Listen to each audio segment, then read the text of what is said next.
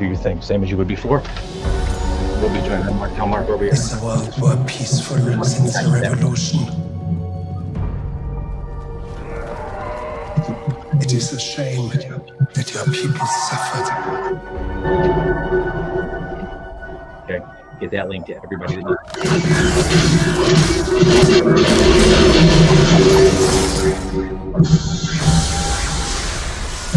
But bounty hunting is a complicated profession. our app.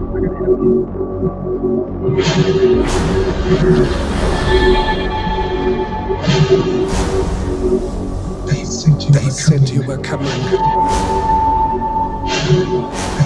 They said you were the best in the parsec. Fix the website. Would you agree? Would you agree?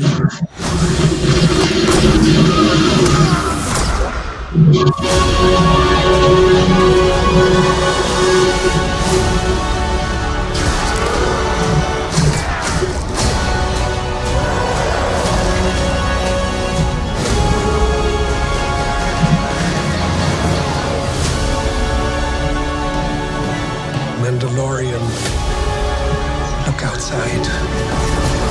They are waiting for you.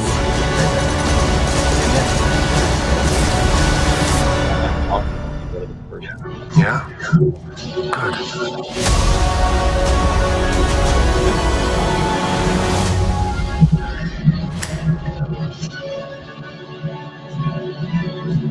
Hello, everybody. Welcome, Facebook Live. Welcome, Hanging with Web Show supporters. HWWS WebTV is proud to bring you this special presentation of Lupo, Lee, and G movie reviews.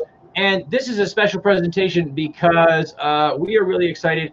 This week, Star Wars' The Mandalorian dropped on the very brand new, fresh out of the box, Disney Plus streaming service. We're going to talk to you guys tonight a little bit about Disney Plus and the service, and what we've been thinking about it. But we're going to talk to you mostly about its cornerstone show.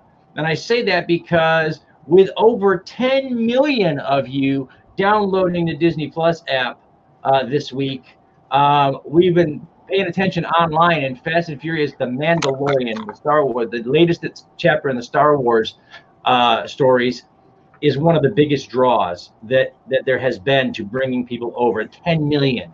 That at $7 a month, that's $70 million to open the gates with, for those of you that are paying attention, for Disney Plus. So we're going to talk about the service. We're going to talk about its cornerstone show, and we're going to talk with some great people. Joining me, I'm GW Pomichter, and joining me in the studio or online tonight are the others from Lupo, Lee, and G. First of all, we'll introduce Dr. Robert Lupo. And Dr. Robert Lupo is in the house, the Orlando Wizard. And Robert Lupo, man, how's your week going so far? It's going brilliant. Staying up late, working on projects. Working on projects, working on things. I know you're doing a lot of editing. We've got some exciting things happening for your video content segments over on HWWS WebTV. And I know you've been out fast and furious catching content and grabbing videos and working on our newer project too, because you're working on your cybersecurity project coming up. That's also true. Yeah. Yeah, absolutely. That is awesome, man. That is so fantastic. Guys, if you're in the chat, if you're in the rooms, if you're finding this video for the first time, we, of course, it's the nature of new technology. We are in the, hello, Jen Hogan's in the house, coming over here fresh off of the Kitchen Killers 705 You Pick 2 show. Fantastic show tonight. If you guys missed that, Sage is going to drop a link over in our comments and in our chat, so you guys can go back after this show and check out the Kitchen Killers You Pick 2 show from tonight. Awesome show.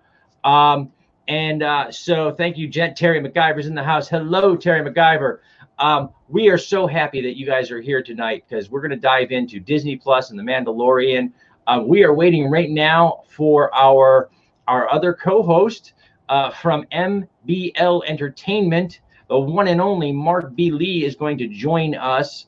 The great thing about hosting this show since we started it a few weeks back, has been working with Lupo and Lee, because these guys are just the kind of reviewers you want out in the field reviewing movies. They don't always agree.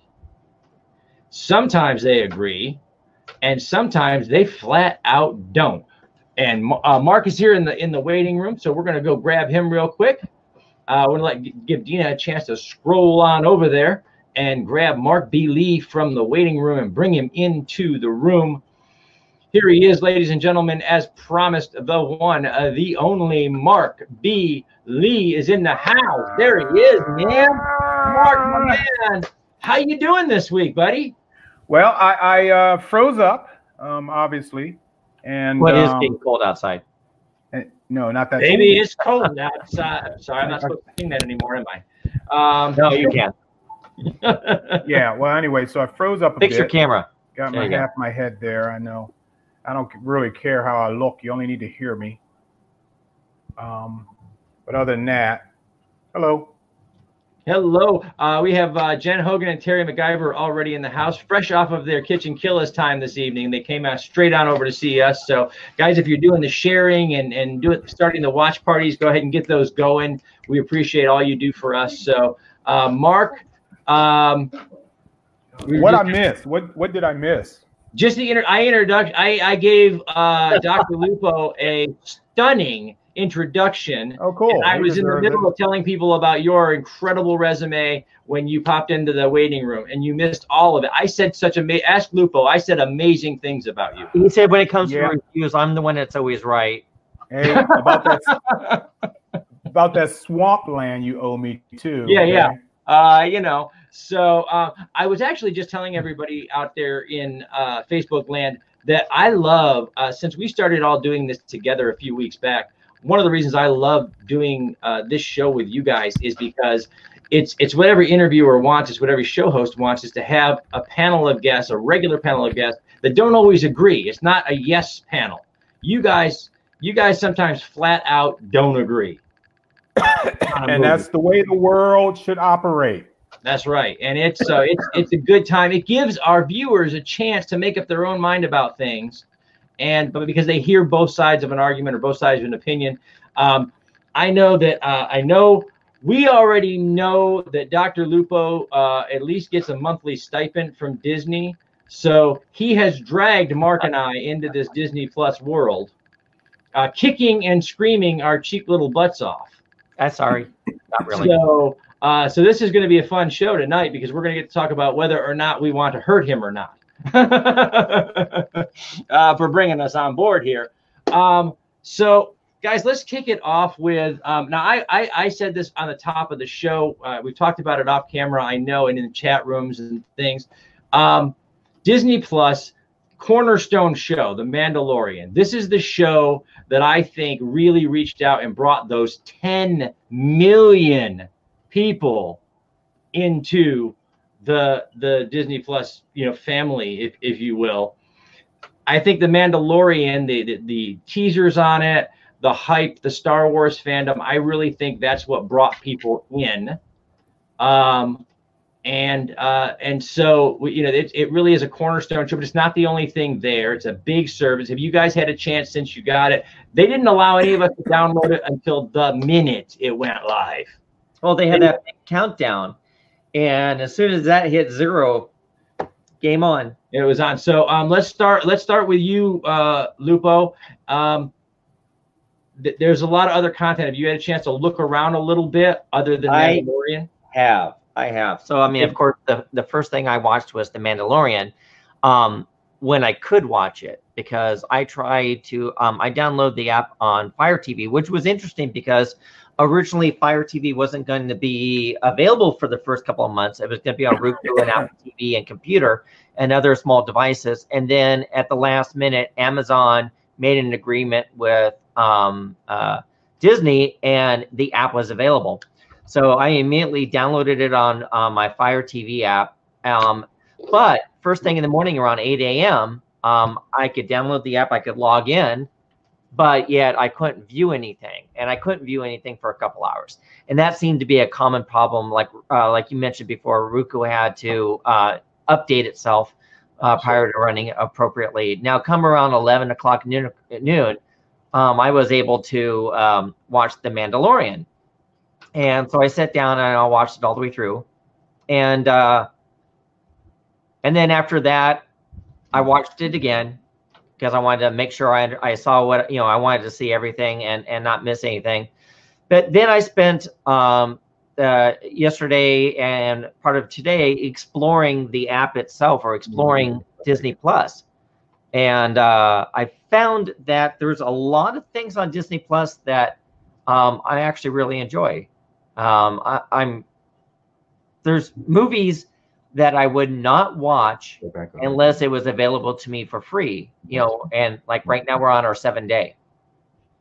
And so I watched a couple movies that I had never seen before because I didn't want to pay for them, and actually quite enjoyed them. The thing that you and I discussed earlier that bothers me is the fact that although the app is a Disney Plus, not everything is on there. There's still things on Hulu and still things on Netflix. Like you said, the latest version of the last Avengers film is on Netflix, but not on this. So you have to have two apps. You have to have. Yeah, it's interesting. Again, Endgame shows up on your new Disney Plus app. What was However, Infinity War, which you knew if you're going to understand Endgame, is over on Netflix. And Steve was reading to us earlier from the Disney Plus app, site as they updated and things like that, that those existing streaming contracts are going to stay in place through what was 2026, I believe. That's annoying. That's really annoying. That being said, let's go on over to Mark B. Lee. Yeah. Mark, have you had a chance to look around the app other than Mandalorian, and do you have any early thoughts? I know it's really early, guys, to be rating the whole app, but any early thoughts on what you're seeing so far? We need to unmute Mark. If Mark is, unmute Mark. Can you hear me? Yep, we got you. We got you. I muted myself. No, that's good. That's good. I'm coughing. I'm not sick, but I really think I got some sort of lung infection. So, excuse me if I cough. Sick, Mark. What? That would qualify as being sick. Yeah, it does. It does qualify as being sick. Right. Okay. Well, anyway, so at some point I'll get to a doctor in 2026, and I'll take care of this. But yeah, there you go. Disney Plus is on probation with me. I originally had no interest in purchasing. I was switching around. So where's my head? I originally was not interested in purchasing yet another streaming service. Okay, I'm about to cut my cable. I'm being a procrastinator on doing that, but the intention of me getting these streaming services that I have was so I can get rid of cable. I'm at that point where I can get rid of cable. The only reason that I picked up Disney Plus was because I talked to myself many, many times in the mirror, trying to convince myself why I did not, well, I can't say not want to see Mandalorian, or why did I somehow was going to seek out Mandalorian in the future in some other way besides, instead of purchasing Disney Plus. I'm not a fan of Disney. But it's really weird. I love some of the Disney movies that I grew up with, but I'm not a fan of Disney. So I went on and purchased Disney Plus. The first thing I watched, of course, was Mandalorian. I had problems in the morning with it where I couldn't get on, but that didn't really last long, maybe a couple hours. And I was at work anyway, and I was able to get on with no problems whatsoever. And then, like Robert, I explored. Okay, I pretty much went around their catalog and looked around, and there was I would say 95% of the stuff I have seen before sometime in my lifetime. But one of my favorite movies I had not seen in a very, very long time, I actually watched thanks to Disney Plus, and that was The Black Hole. Yeah. I watched a little bit of Black Hole yesterday as well. So Disney Plus is still on probation. It really has to have enough programming on there that interests me, and the fact that I've seen 99% of everything that Disney has put out, I'm really more interested in all the original content that they claim they're going to be creating in the future. What's your opinion of that? Lupo and I were just talking while you were off camera we were talking about the fact that originally the rumors and gossip was that Disney was pulling its content from other shelves. It was going to put it all in this big house app.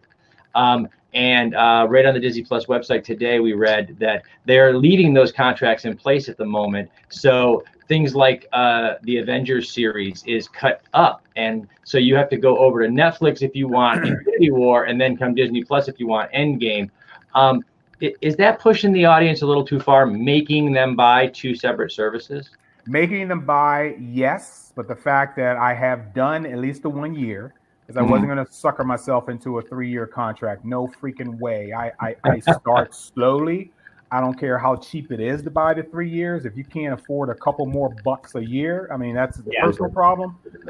So I bought the 1 year, giving it its trial to see, in fact, if I'm going to like it, or if there's anything. Oh, I'm sorry, maybe I didn't get in camera. If there's anything that's going to interest me with their original formats in the future. I don't have a problem switching over streaming services to find what it is I want to see. First off, I don't have the time to watch everything I want to see. Okay? And when I do find the time, I don't have any problem whatsoever opening up my Netflix, opening up Disney Plus, wherever the hell it is, I'm going to find it. So that really doesn't bother me that it's not in their catalog as well. I mean, as long as it's accessible to me somewhere. Okay? Absolutely. Yeah. Okay, guys. So, you know, again, I think we're all going to pretty much reserve judgment overall on Disney Plus until we've got a chance to explore it a little bit. We'll be talking more throughout the show about Disney Plus and all the things that they're offering us. I love that Mark watched Black Hole. We went over and checked and revisited the Apple Dumpling Game. Oh my God! Yes, I remember that. That's with Don Knotts, right? Yeah, Don Knotts and Tim Conway, and it was those Sunday night, Walt Disney specials that I remembered as a child, and they were all popping up everywhere. The old Parent Trap, the original Parent Trap, and I love that one better than I love the current Parent Trap. Absolutely. So, so those were some great things, and we're going to talk more throughout the evening about that. But we did promise everybody that we would break their hearts and we would tell them to go see Mandalorian, or don't go see Mandalorian, or something about Mandalorian. So, guys, the Mandalorian, we played the teaser. That was what opened the show tonight, was the teaser for Mandalorian. I'm going to play it one more time just to get them all pumped up out there. And let's go ahead and swap out that picture down there, Dean, for the Mandalorian teaser, will you? And so bring that up. And it's right there. It's the one with the play button. No, bring it up first. Play it. There we go. Awesome, good deal. So we're going to switch over to the Mandalorian teaser, and when we come back, we'll go to Lee and then Lupo, and we'll talk about expectation, because this teaser built up a lot of expectation for 10 million. I can't stress this enough. 10 million people went out and downloaded this thing on Apple, on Amazon, on Roku, on their phones, on their tablets. $70 million got spent in the last week, guys. And none of them spent it with me or Mark or Robert that I know of. Robert, did anybody give you a piece of that? I want to say yes. Yeah. I want to say yes, but I can't. But I want to say yes. All right, let's hear from the Mandalorian, guys. Let's get hyped up for what was there. We'll talk about expectation when we get back. Yay.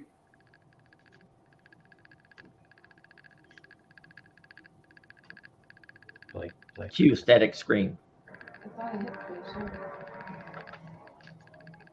Hit the play. Hit the play. The play. All right, undo. Thanks, Jen. I like my chair too. Undo. Get comfortable. There you go. Now go back up to the top to fix it. No, go back. There we go. Nope. I will. I'll run the board too. I'll run the board. And there we go. Thank you. All right, guys. There we go. So sorry about that, guys. It appears that the one time is all we get right now. We got to see it at the beginning of the show, and it wants to play the audio but not the video for some reason. Oh. I don't know why. It's the same exact clip. But oh yeah, Mark's got his big You do that as a monitor, dude. That's really good. Yeah, I was actually looking for the trailer of it, but I cannot. But so the point being that the teaser and I know our audience did see a lot of it up front in the very beginning. Dragged a lot of people into Disney Plus to check out The Mandalorian. It built up expectation. So with that being said, we'll start. Hey, you wanna solo my screen? Sure, let's do that. Go ahead and solo Mark's screen, please, if you can. Yep, and then we're gonna watch the teaser, guys. Here we go. Yeah, actually, I muted it, so I'm gonna have to unmute. Adjust your camera. Yeah, hold on, one thing at a time. Stand by.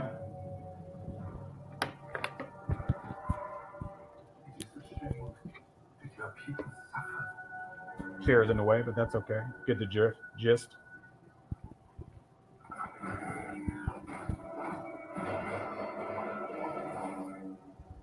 It's really blurry. Yeah. Yeah. No, it's good though, guys.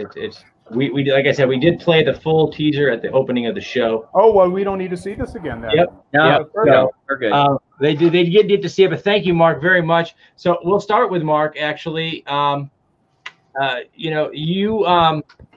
you see a lot of movies and you've seen a lot of teasers over the years, and you try not to. You take it with a grain of salt. I know a lot of the time. This was a teaser that brought 10 million people to the table. Brought 10 million users and enjoyers of Star Wars to the table. Expectation versus reality when you got in the room and started watching. Expectation versus reality was equal, 0, plus, however you want to analyze that. So what I saw in the trailer is exactly what I got in the broadcast. Okay. Lupo, how about you, man? How about you? Expectation versus reality when you got there. How did you do?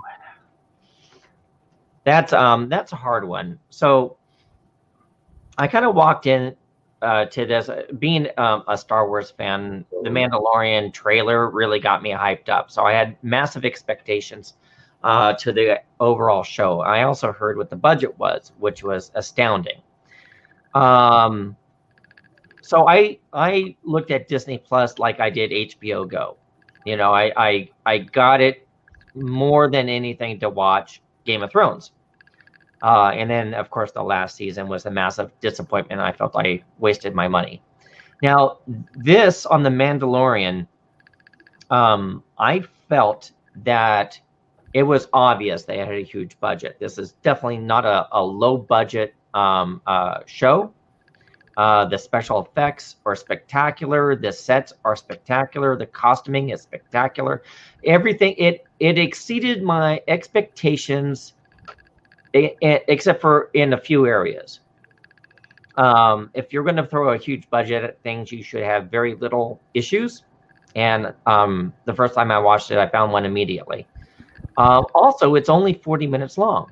And for a pilot, for the first episode, that should be at least an hour.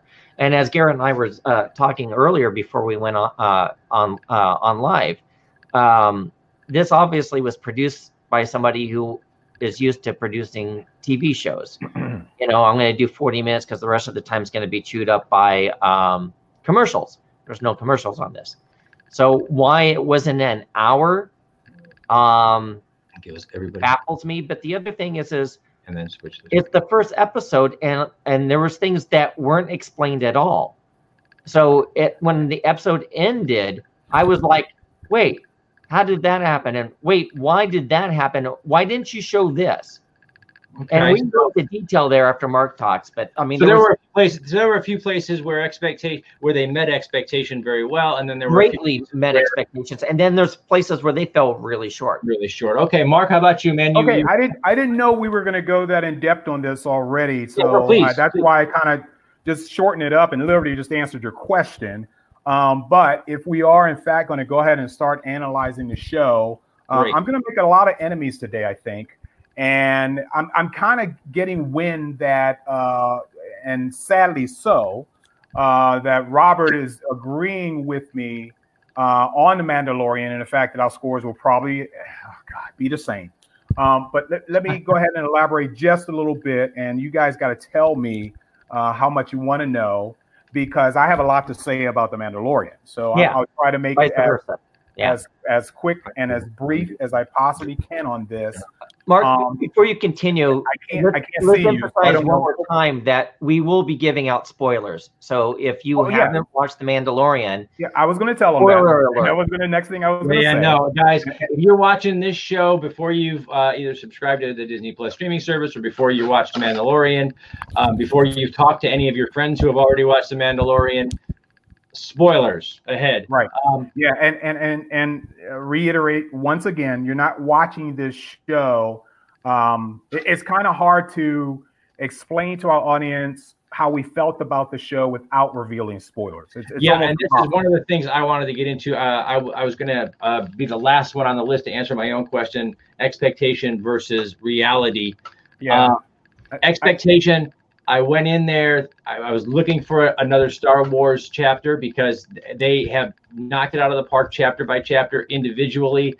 They've had some problems with continuity. They've had some problems with different fan bases, from younger to older, etc. But on a movie by movie basis, Lucas always delivers you at least one top shelf movie. Now, that being said, I saw the teaser. That's what I expected. I went in. I was not surprised. I've expressed this, privately off screen, that this started for me like and I want to use the word with little quotes, typical streaming program, in that in a television show with network television where you've got the Nielsen ratings, when you do a premiere, it has to be punch in the gut, hook you right away, premiere. When you do a movie, you have to do that. You have to hook them right then as soon as you get the movie started, hook them. Streaming services have kind of gone for a more longer format. So the first episode, sometimes two, of a streaming show tend to be very slower paced than normal. And this surprised me, because Lucas doesn't normally do that, but this felt slow to me, getting as a slow starter. But we dive into the rest up the road, but that was the first thing I noticed. Expectation versus reality. Reality was not typical to Star Wars, more typical to a streaming show, though. And Mark, go ahead and finish up yours, because I know you had a few more. I was just typing you. That he has to wait 6 months on Disney Plus in The Mandalorian. Why is that, Terry? Because if you're out of country, just get a VPN, set up the VPN to launch inside the United States, and then create an account and watch it that way. Yeah. Well, yep. I think you really ought to message him and give him those instructions. So Terry, message me on Facebook, and I'll explain to you. Otherwise, we'll be talking about how Terry gets on all night. No doubt. Terry, thanks for coming in, by the way. Message him, Terry, please. Right.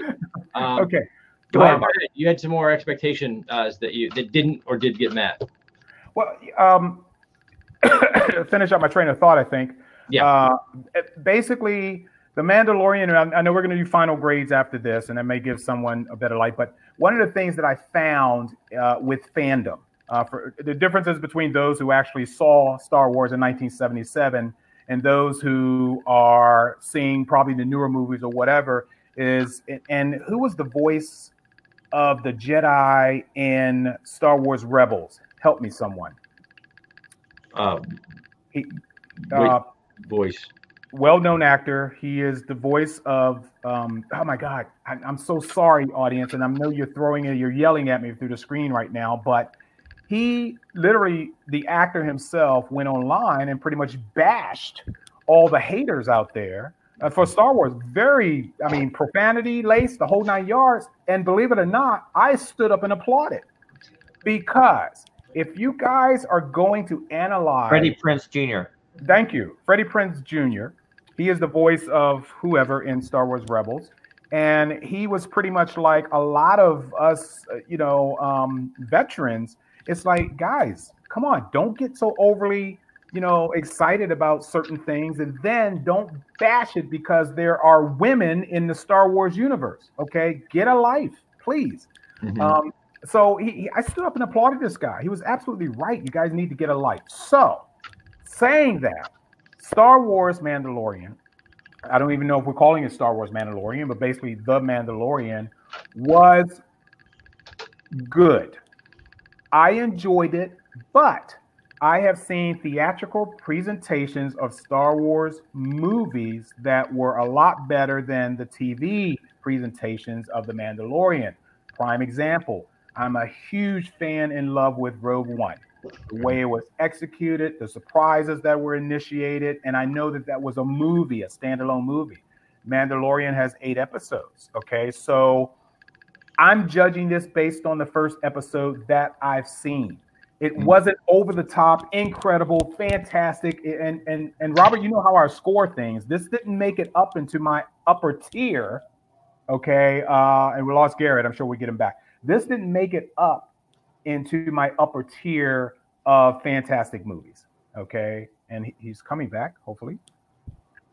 They're back. There you go. You're back. They're good. Okay, Guys, could you hear me? Really quick, I want to, if you are in the chat room, if we are live on the same link, please let us know. If we are live on a different link, please let us know that. For some reason, the broadcast was interrupted for about 2 seconds. We were able to immediately jump back in and back on. So please let us know in the chat room if you're in the same feed, if everything is working right. But Mark was just saying, again, Star Wars films, this is where it all began. It all began in 1977 on that big screen. Right. And we have done some amazing work over the years.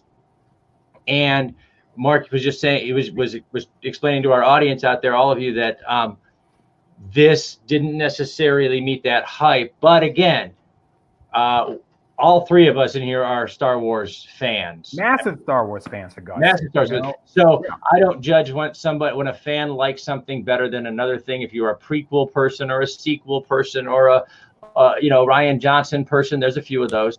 I don't care. We love Star Wars, and we were going to see The Mandalorian out of that. But again, I thought it started slow. Mark, you didn't think it met quite the Star Wars expectation. No, there wasn't anything that I saw in The Mandalorian that I hadn't seen in a movie, right down to the special effects. There was nothing that stood out to me for this space Western that we were basically. I'm not bashing it. I enjoyed The Mandalorian, but no way was it as incredible as some people are touting. That makes me really worry about the people that accepted it like that. They say, "Oh my God, it's fantastic! I give it a 9. I give it a 10." You got to be kidding! Yeah, the trailer, Garrett and Mark, the trailer was more exciting than the show. Than the show itself. I agree with you. The teaser looked like it was a cinematic Star Wars teaser. It looked like it was the Old West in space. Remember Firefly? It was like Old West in space situation. If we have a few minutes, I want to talk about some of the issues I had with it. Well, I want to get into that because I want to know, again, all of us spoke of specifics that diminished reality away from expectation. And when we go back to Lupo, that's what I want to ask. You had some specific technical issues that shattered your expectations into reality. Let's talk about those because you shared one with me earlier off camera. So yeah, try to go down the list here. And technically, as a story, as a film, I know Mark will talk more about story points, but you had some really technical issues with it in terms of production value because it did have a massive Hollywood-style budget for a streaming television show. So does anyone know whether or not this had a higher budget than Game of Thrones, or was Game of Thrones higher? I don't know the answer. Are you talking that. One episode of Game of Thrones? I'm talking, yeah. We're gonna have staff take a look at. Find out if season 1 of Mandalorian was higher or lower than season 1 of Game of Thrones. Okay, we're gonna go ahead and do the team is gonna do the search on that while you break it down for us. Okay, hey, can I say something? Go ahead and drop things in the back. Go ahead. Guys, can I say something real quick? I'm looking this up.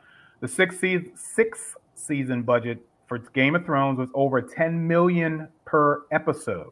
Holy! For a season total of over $100 million and a series record. So I don't think anything's touching Game of Thrones for a long time. Yeah. All right. So that's well enough.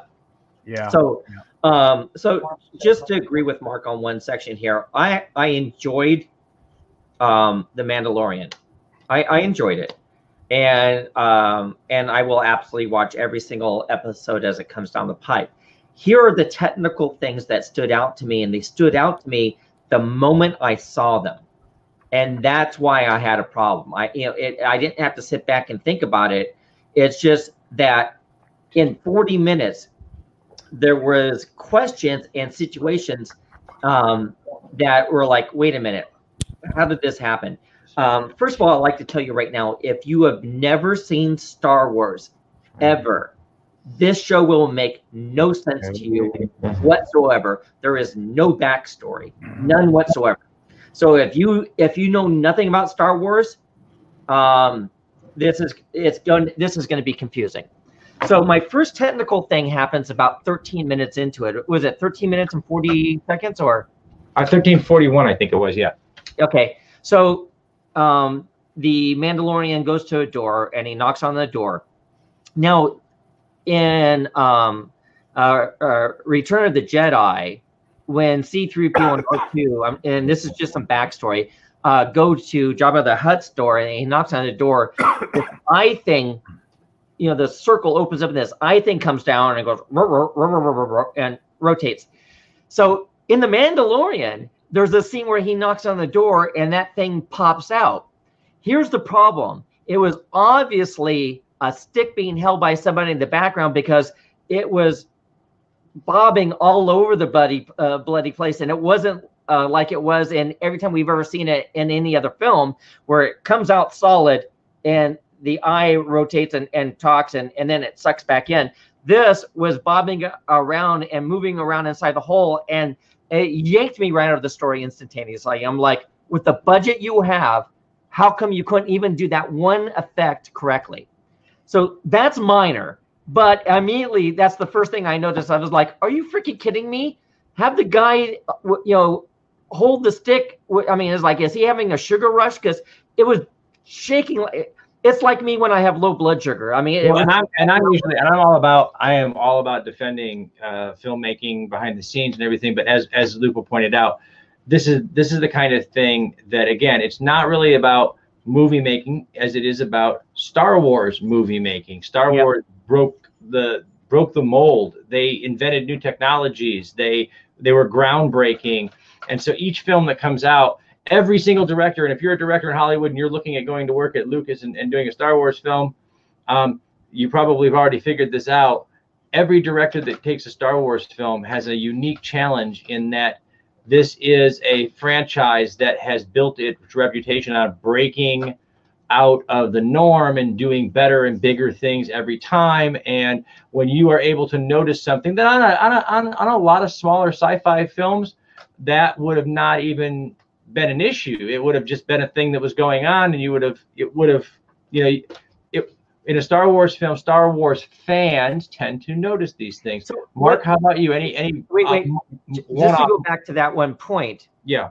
If it shook up and down on a pivot point, that would make sense. But the whole arm was bouncing all over the place. Mm-hmm. And even in a low budget sci-fi film, I would have called that out. And so, Mark, how about you? Were there any specific issues that caught you right off the bat and pulled you out? Well, this is where Richard and I, or Lupo and I, differ. I don't know where Richard came from. Sorry, buddy. And that is, I'm not that critical on details when I watch my movies. I wait until the overall effect hits me, and then I'll let you know whether I liked it or not. Mm-hmm. I still respect individuals that pick out those individual details, but I just don't pay that much attention to it. Mm-hmm. To be honest with you, there wasn't anything, in my opinion, overall that stood out, but having probably read some articles or documents or whatever on future episodes, it drew me back to paying attention to, and here I am gonna be a stickler on something, but here it brought me back to this first episode, and that being, he will remove that helmet, okay?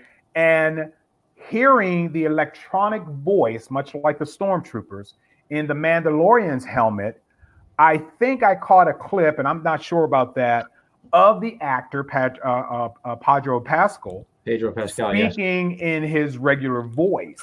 So I concentrated a lot on the electronic voice of that character, okay, and knew what his real voice was going to sound like on film.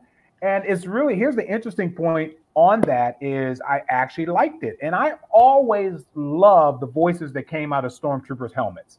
I thought it was very authoritative. I thought it was very police-like. I thought it was very hidden the way I think it should be. And it showed us that that was a fully functional helmet that could probably do some interesting things, much like the Mandalorian's helmet. So that was something that I picked out, and probably the only thing that I think I can remember oh, one other thing. What was, Robert, help me on this, the Nick Nolte character. Do you remember his character's name? I don't. Okay. I noticed his mouthing, okay, the mouth work that was done on that. And I like somebody to help me out on this. Probably not any of you guys may have to wait. Oh, very good. Look at you. Good job, ladies. I have spoken. I'm thinking, and this could be really weird, I'm thinking the mouthing of the words that this character was speaking was computer generated, okay? Because I don't think any puppeteer in the world can form those lips. It looks great. Yeah, it looked fantastic. But I don't think there's any puppeteer in the world that can literally form the words that Nick Nolte was putting through this character. So I think that was probably computer generated on that character. But that's it. That's what I noticed. So let me continue on something. So we talked a little bit about backstory, right? Yes. So off screen, Garrett and I were talking about the fact that it's only a 40-minute show, but there was. Go ahead. You know, you mentioned that, and I couldn't say at the time because you were speaking. I didn't want to interrupt you. But my analysis on The Mandalorian, I think the minute time was 42 or 45 minutes to be true. Less than 45. Yeah, and what happens with things like that is episodic TV is filmed only to that point so that later on commercials can be added. Typically, any sitcom commercial, a sitcom or drama, whatever, is short by 15 minutes so they can sell to their sponsors and insert their commercials. And I thought this was a probably syndicated selling point somewhere in the future that they held back the 15 minutes. That was my point. No proof in that. What's happy about that is we're paying for a service and being treated like TV. You're paying for the service, but you're not paying for a full 1 hour of everything. That's but there. so you get what you get. Well, I think that's the thing is they don't always do that on other original content, like on. I think that's one of those production notes where. Hold on, Garrett. I see you two both talking. Yeah, no, I think it's one of those production notes that, as Mark said, if they're planning for a longer run or later run or syndication thing. And again, I do believe that that's a product of mentality. We are coming from a world of broadcast and cable into a new digital world, and that transition. I do expect there to be bumps even among the big giants like Disney, because I expect that they're going to do what they know how to do, which is 43 minutes of television, etc. And then, over time, they'll figure out whether or not syndication is even worth it because they can stream it for 1 hour straight and make just as much. So, but that again, that's, I think, part of the transition, which is one of the things that has made this such an interesting topic. Is The Mandalorian is the Disney's first all out digital series that it's not only producing but distributing, etc. And that's an important moment for a company to jump into this digital streaming age. They're transitioning, and so they have the way that they've been doing it forever. Broadcast, like Mark said, broadcast has been doing this, saving room for sponsors, whether it be Carnation evaporated milk with Burns and Allen, or nowadays with the commercials and the car commercials that we see, etc. So, and I could be completely wrong in that strategy. I don't know why it's 40 or 45 minutes long. I have no idea, but that was. I just felt it was a disappointment personally. Yeah. But and to my my original thing is it was just about 42, 43 minutes. But we didn't get. And Garrett and I were talking about this. It's like an Old West show, and when I wanted to, like Garrett and I said we wanted to see was, like on the Old West, as he comes into town for that first time, we want to see that process. So what we ended up seeing is, there's a bar scene where a character is being razzed and being threatened with being butchered up for parts. And the Mandalorian comes in and, it's a big bar fight. Now, when he captures somebody, like these are spoilers, he captures the guy. He's a bounty hunter. And he goes over and he's getting, and he's like basically calling for an Uber, a land speeder or a taxi. And the guy whistles and this land speeder comes up and he goes, no droids, blah, blah, blah. So another land speeder comes up and he loads the prisoner onto the land speeder and he takes off to a ship. Now there's a method to my madness. That's why I'm talking about this. They give a warning about staying off the ice. The land speeder goes over to where his ship is. The ship is parked on ice. And then this creature attacks and destroys the land speeder. So, and then it starts heading towards the ship, and they fight the creature. They're able to take off. So here's the problem: how the hell did he get into town? There is no transportation out there, and he didn't bring transportation. And if he how many days was he walking to get to that bar? So that's point one. Point two is the land speeder doesn't even touch the ice. So as it's going over the ice, immediately this creature attacks and destroys it. That ship was on the ice for quite a while. Yeah. Why now is the creature showing up? So those immediately bugged me because I'm going, wait a minute, how did you get into town? You didn't have any transportation. And if it's far enough where you need transportation, you must have been walking for days. All right, Robert, if you do not suspend your level of belief when you're going to be watching this crap, well, as far as I know, he doesn't have teleportation, right? But remember, you're not even going to move on to the next scene of this damn show because you're already so fixated on that damn land speeder that never didn't make any sense. Well, now there it is, guys. Well, and again, we talk about this so much of the time with so many movies and so many stories. A fundamental necessity in storytelling is to allow your reader, viewer, listener, to allow your audience the ability to voluntarily suspend disbelief.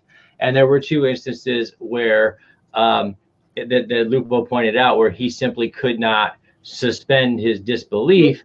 It bothered me after I watched the show, and it kicked in my head. I was like, wait a minute. The one that bothered me was the eye bouncing all over the place. That one bothered me. It sucked up.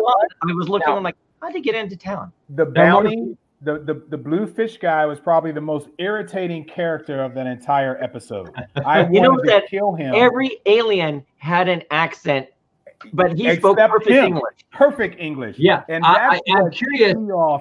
And I mean, he is. This is again. This is a common expository MacGuffin to expose our character for the first time as a bounty hunter. We give him a bounty. We see him do his job. Yeah. The question is, you hit the nail right on the head, Mark. You're a story guy. Yeah. You're all about a good yarn. Yep. Right. All about the story. And so you went right for. I mean, Lupo went right for the production value.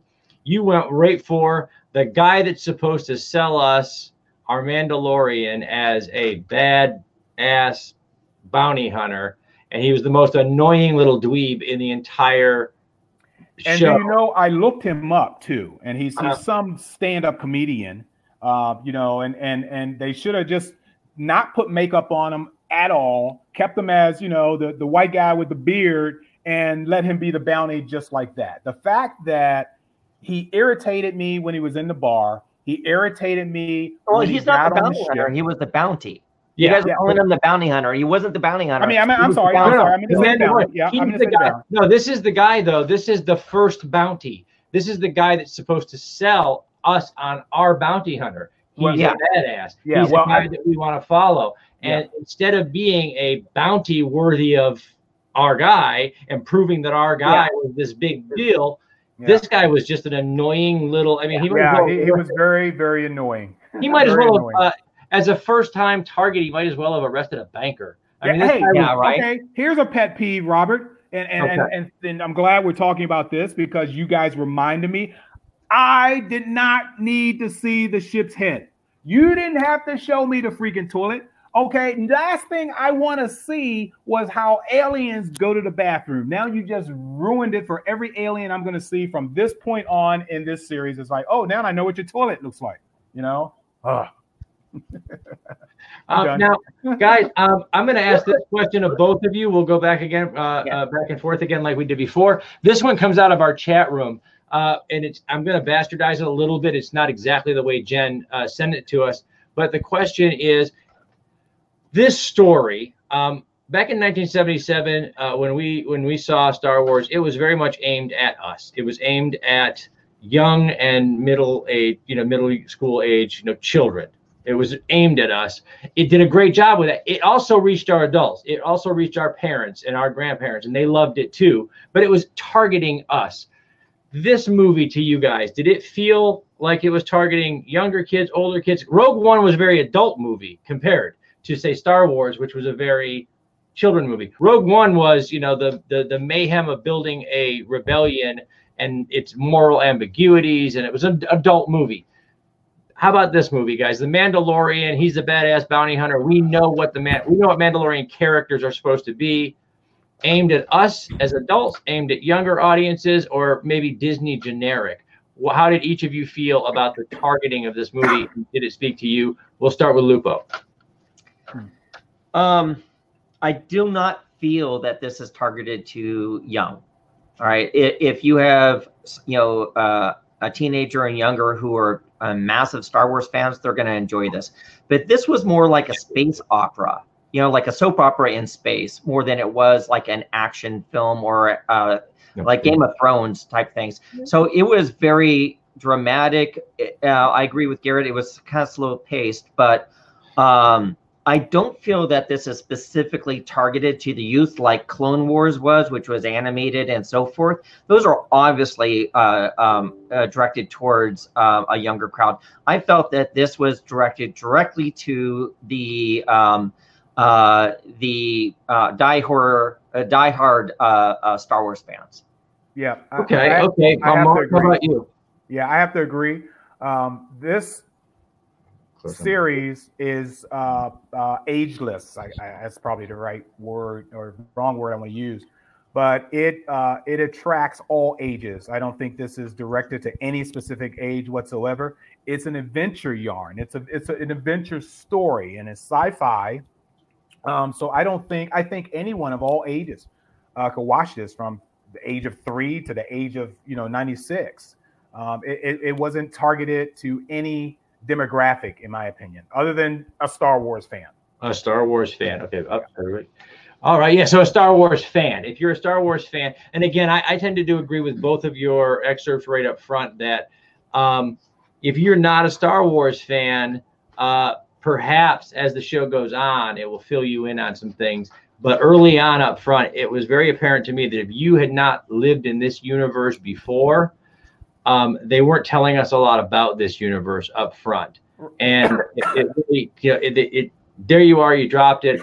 We have some reference to the Empire in the currency. We have some. Yep. We see the stormtroopers obviously, defrock stormtroopers working for a gangster. So we don't know. I mean, if you're not a Star Wars fan, this may not have been your cup of tea right away, but will it be later? Mark, you have your. Okay, I know we're coming up on an hour, and I'm definitely going to have to scoot pretty soon. I wanted to talk to Robert about the what do they call it, Robert? The white elephant in the room. Sure. Is that right? Is that it? The white elephant in the room.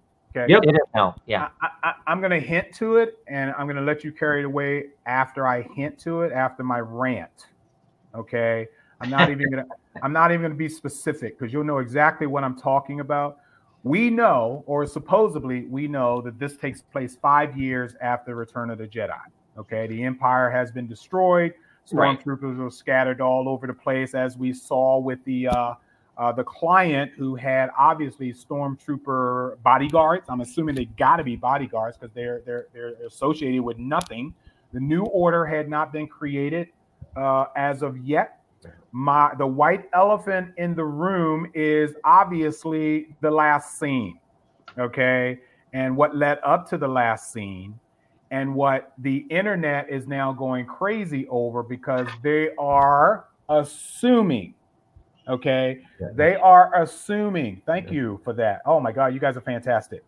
I personally, I mean, there's a lot of things that Jon Favreau, whatever he wrote, you know, if I was the writer, there's a lot of different directions that I can go to try to figure out what the hell all of that was about.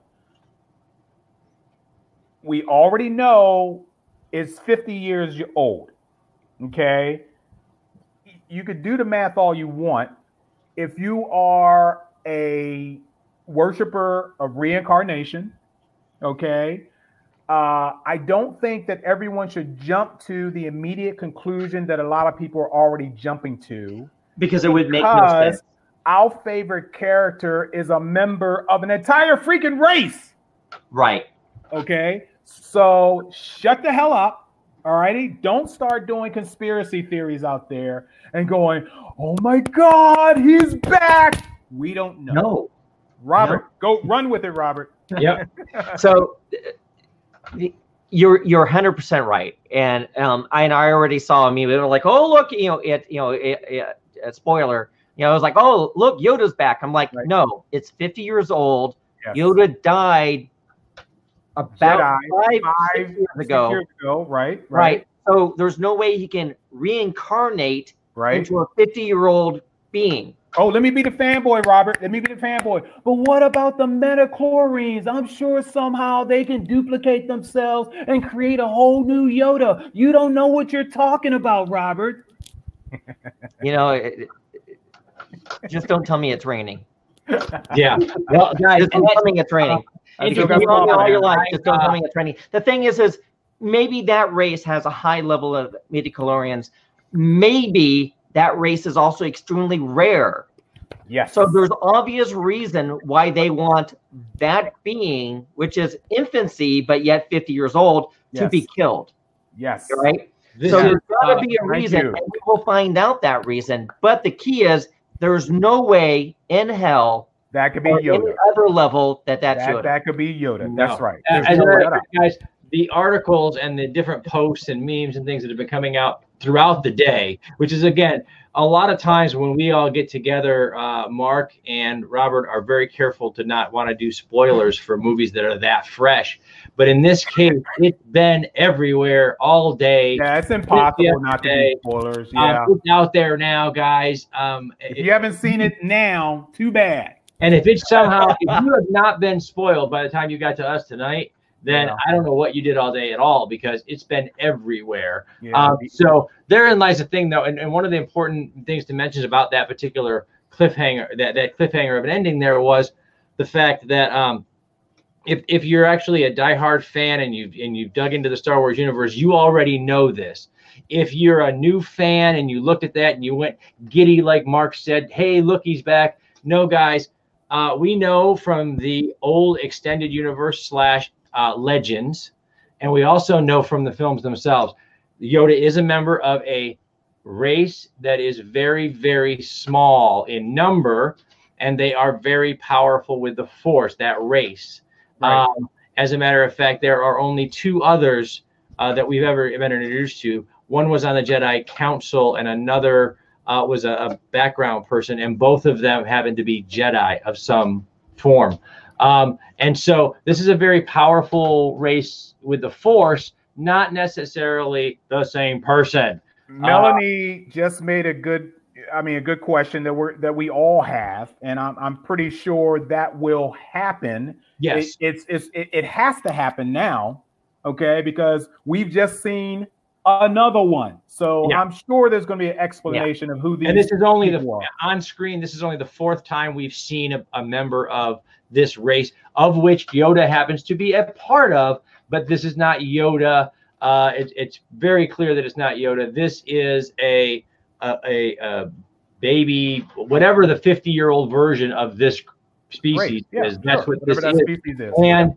And again, with all that happened during the Jedi's working for the Republic, during the Sith's rule over the Empire, out on the fringe right now, as we get to know our Mandalorian, the First Order is forming out there on the fringes of the galaxy. business people like our gangster that sent our Mandalorian out, our Mandalorian, a lot of people would know that if you run into this race, it's a powerful being. And if I want to answer Jen's post that she just put up, and you guys know you can put the chat room's post right on the screen. I haven't seen. Oh yeah, why don't you pull up Jen Hogan's last post? Can't do that, but Jen basically said over to Jen Hogan's post. Yeah, there you go. There's an eye on the right side of each. There you go. All right. Okay, now hold on. Let me answer this for a minute. That is a good analogy. Okay, even if it was a clone of Yoda, it's still a brand new baby. Okay, it doesn't matter. In all honesty, even if they don't have memory, so there's no memories of prior. So none of the stormtroopers were cloned and had all the abilities immediately. Yeah, well, no. You know, I know that they're gonna do backstories on a lot. I hope so. We already saw a backstory with the Mandalorian, him being carried away by his family. Obviously, he was briefly hidden, just like Jen was hidden in Force Awakens and The Last Jedi. How she was hidden by the family as well. It looks like same thing happened to the Mandalorian, whatever. But I'm sure there's going to be answers. It's one of 8 episodes, okay, that's been shown so far. And I'm sure that at the 8th episode, there's going to be a cliffhanger, and we may not get everything we need answered. We haven't talked about IG-11 or CG-11? IG-11? IG-11, yeah. The bounty droid. Now, interesting enough, they show one of those with other. If I remember right, they showed one of those before, and when they were showing other bounty hunters. Yes. With Vader. I believe we've seen an IG. We've seen this droid, this kind of droid before. Not in action. This was the first time I think we got to see. And I read that that droid that was in Empire was IG-88. Okay. Oh, I see. I think I had that action figure as a child. Yeah, it was a different number of that droid, but I hope this droid or another IG comes back, because I really enjoyed that droid.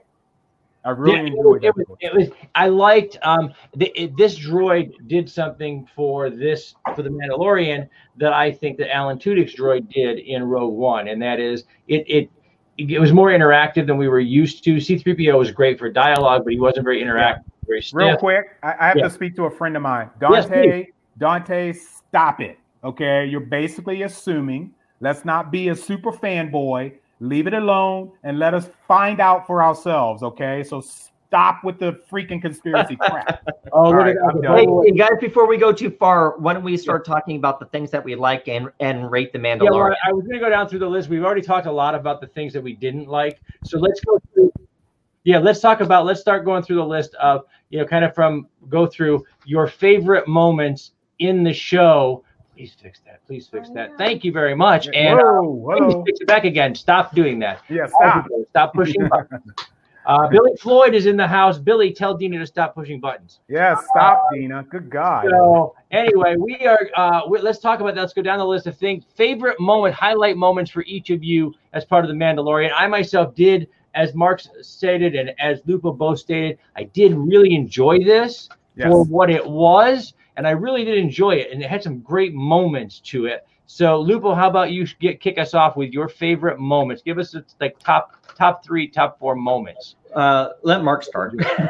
I gotta think about it. Okay, Mark, how about you? You had some top moments from this that you really enjoyed? Top moments in this that I really enjoyed? I'm thinking probably the saloon. I like the fact when he sat down with, I think his name is Creek and Creed. I'm going to say this to Dante again. We don't care. Stop hijacking our show. Thank you. Anyway, so when he sat down with Apollo Creed, I'm going to say Apollo Creed, it was good to see him again. It was good to actually find out that there is a guild of assassins, which we knew there were, or a guild of bounty hunters. He's got me talking his words. We already know that there was a guild of bounty hunters. I was happy to see that. I was happy to see how the process went down in terms of how they got their assignments and things like that. That was pretty cool. I like that. And probably the only other segment that I liked was, okay, oh, those big, ugly looking lizard warthogs, whatever you want to, you know, transportation. Yes. It confused me that the fact that one tried to kill him, and then all of a sudden he decided, no, I'm going to try and train this sucker and ride him, because no way could he want to kill me again. I liked, in regard to that exact part, I liked that apparently in space, a long time ago in a galaxy far, far away, a guy is still a guy, and you can just poke us long enough until we decide that we're going to ride that anyway. Hold my beer. That's the same in every galaxy, apparently. Yeah. And that was kind of fun to see, because all he did, Nick Nolte's guy, just sort of poked and poked and poked, and until our guy was just like, well, I can ride that then. And it was, I love that guys in any century, in any galaxy, are still guys. So that was my favorite. Was that a two-part question? I don't remember the second question. If well, those were just favorite parts, favorite moments. Okay, favorite parts was what I just said. So we liked. We talked a lot about what we didn't like at the opening of the show, but what did we like? Lupo, it's on to you, brother. It's your turn. So I don't have any specific scenes that I thought were like, you know, better than others. I kind of liked all of them. I felt that the story was good. I would have liked more background. But overall, I think the special effects were beyond, you know, what I would normally see in a show like this. Yes. That budget was well spent. The costuming, everything looked great except for the stupid stick thing that I talked about. But overall, because I can't get over that. It's still a lot of money, though. That's what scares me. The show was really good. There's things I would have changed that we've already talked about or added. But I really have to say the costuming, the atmosphere that they create, the atmosphere was amazing. You felt like you didn't feel like you were on a set or in the desert of California. You felt you were on another planet watching this. Right. You felt that somebody was filming something on a completely different atmosphere, and it was great. Overall, I very much enjoyed it, and I can tell you right now that the first episode of this show I felt was better than the last season of Games of Thrones, but that's really not hard to beat. I liked the show. I felt the pace could have been a little bit better, and I felt explanation could have been there. But overall, I think if you are a Star Wars fan, you will very much enjoy this. Sure. Awesome, guys. All right. Well, I'm right there with you guys. I don't think I had a lot of standout moments. I particularly enjoyed our robot bounty hunter and him teaming up. It was a great little battle sequence, and it was, you know, that Butch Cassidy and the Sundance Kid moment. You know, yeah, 2 against the world. Only it worked out better for them than it did for Butch and Sundance.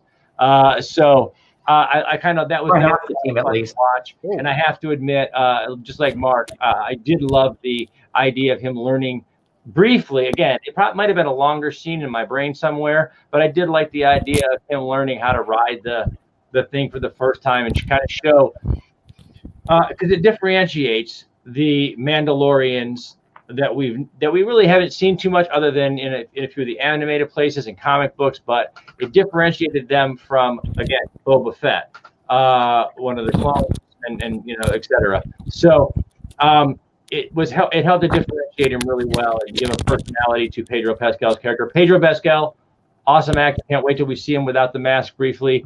Awesome actor, did a great job creating this character, bringing it to life rather.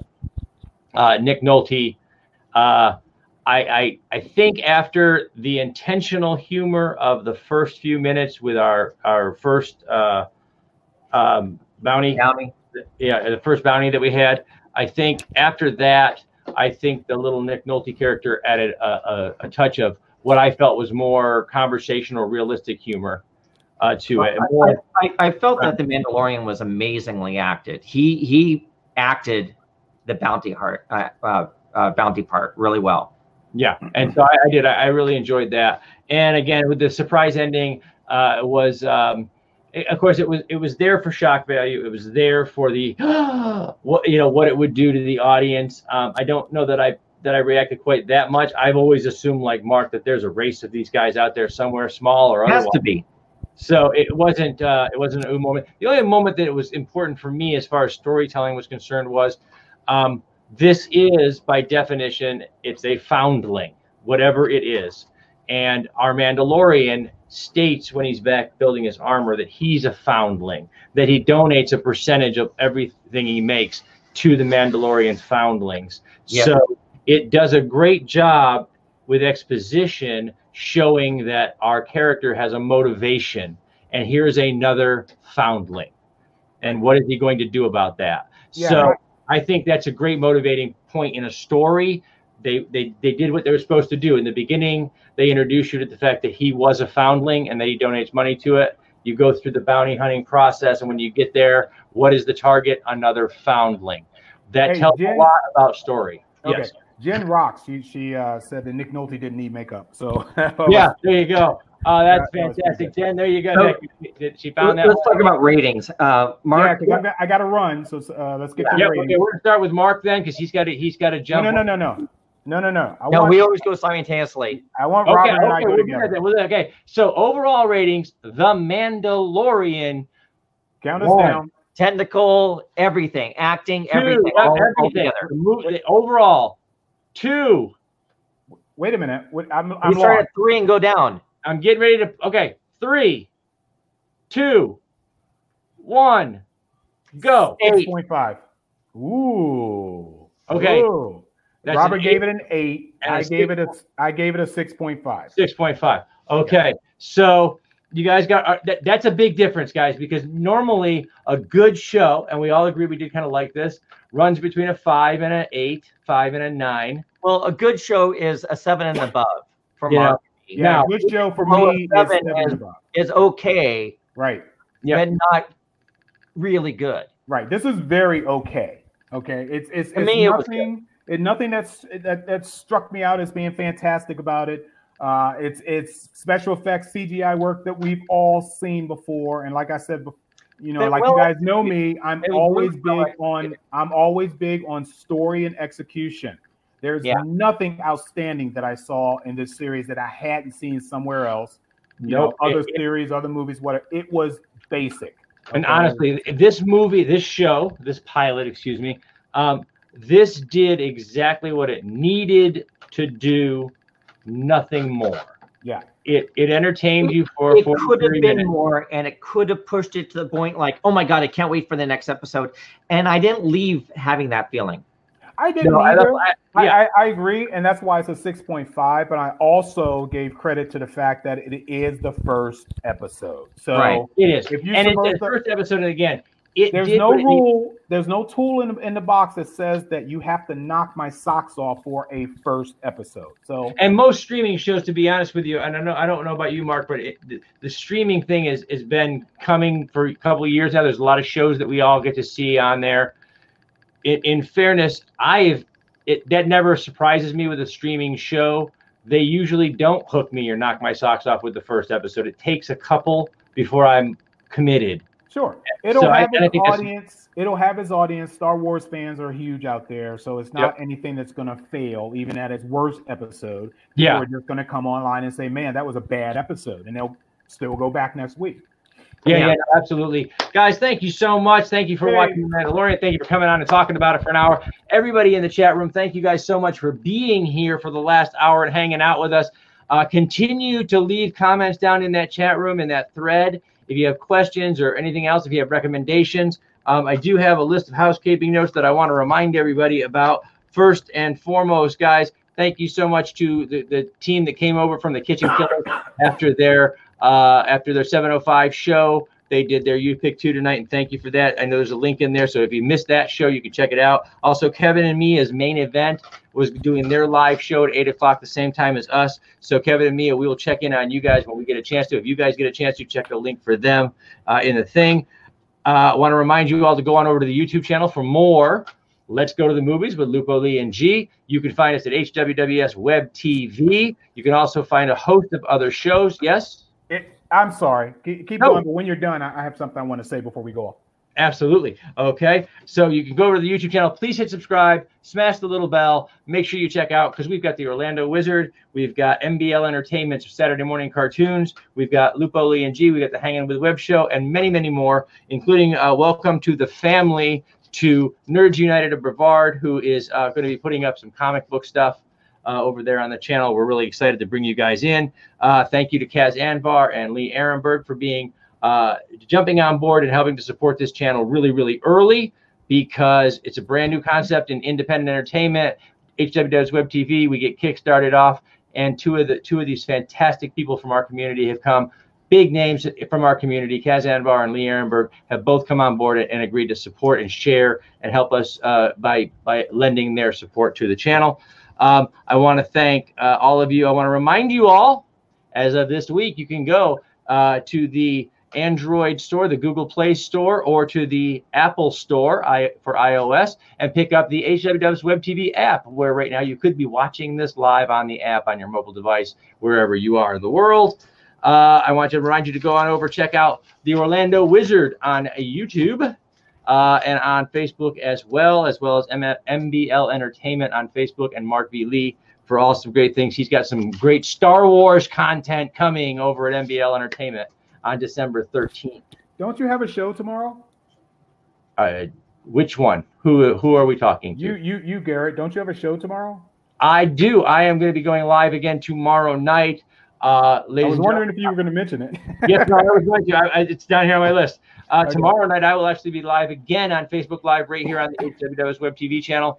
I will be live on Facebook talking to and recording the great Lee Ehrenberg, who you guys might remember from his parts in Pirates of the Caribbean and or in Once Upon a Time on ABC.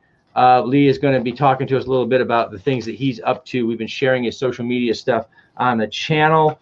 Let's see. Patreon. Our Patreon has been kind of taken over. Young Dylan Pomichter has taken over the Patreon page, and he's been organizing and putting in some new benefits and things like that. So if you want to support the show other than in the feed or anywhere else, you can go to Patreon/Hangin with Web Show and check all that stuff out. And boy, oh boy, oh boy, does that get or Patreon/The Orlando Wizard. That's right. You can go to Patreon there and you can donate to the Orlando Wizard. All of our shows have their own mechanisms for doing things. So please check into each one of them to find out how you can help, how you can become involved. Being in the chat is, in fact, enough if you want to, because we love the fact that you guys are here interacting. But if you want to do more, you can. Thank you very much to our friends. Oh, boy, there's that one. Where's that one at? Last page. I'm going to see. I got notes now, guys. There's so many people coming over to help out. You guys are awesome out here because you guys are helping.